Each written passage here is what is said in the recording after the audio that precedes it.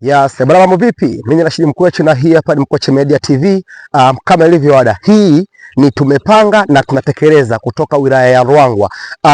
Kama una kumbukumbu mzuri, siku kadhaa zilizopita au miezi kadhaa iliyopita nyuma niliwahi kuja katika eneo hili hapa. Hii ni barabara ambayo inaunganisha kijiji cha Matambale na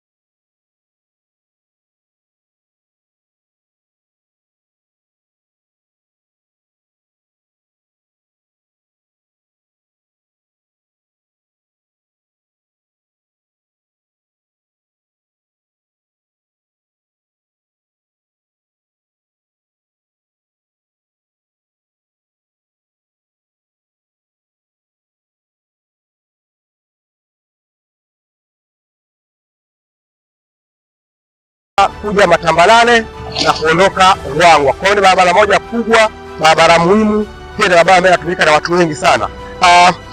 Kufuatia mvua ambazo zinaendelea kunyesha hapa katikati, barabara hii ilikuwa kwenye hali mbaya sana, na kama ni mtu ambaye unafuatilia peji zangu basi ulijionea barabara hii jinsi ambavyo ilikuwa imeharibika kipindi cha mwanzo, na ulijionea adha ambazo walikuwa wanapitia wananchi wa kijiji cha Matambale pamoja na Mkatila.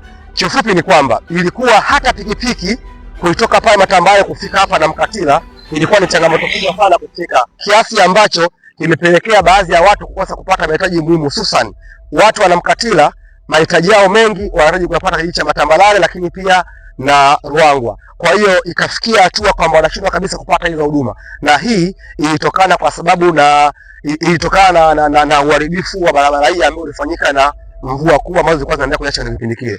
Sasa tulirekodi video fupi tukiomba serikali yetu, serikali nyenyekevu, serikali ya Chama cha Mapinduzi CCM, serikali ya Kassim Majaliwa Kassim, serikali ya Samia Hassan Suluhu, na nashukuru Mungu video hiyo nilifikisha sehemu husika na serikali ilielewa juu ya kile ambacho mimi nilikizungumza, na hatimaye sehemu hii imekuja imefanywa maboresho. Hivi unavyoona sasa hivi barabara yetu iko safi, tunashukuru Mungu, iko kiwango cha kokoto, na tumeambiwa haitaishia hapa, utekelezaji unaendelea. Kwa hiyo sasa leo nikaona sio vibaya nikikusogezea video nyingine fupi ambayo inakuonyesha kile ambacho niliomba mara ya kwanza kifanyike na hiki ambacho kimefanyika. Kwa hiyo moja kwa moja mimi nikiwa kama mwakilishi wa wanavijiji hivi viwili Matambale na Mkatila, nimekuja kutoa shukrani zangu za dhati kwa viongozi ambao walipambana kuhakikisha sehemu hii inapitika,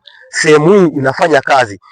Shukrani zangu zote nizipeleka kwanza kwa diwani wetu wa CCM wa kata ya Matambale Bwana Ngulipa, lakini pia shukrani zangu zingine pia nazifuata kwa mwenyekiti wetu wa umoja wa vijana Nia.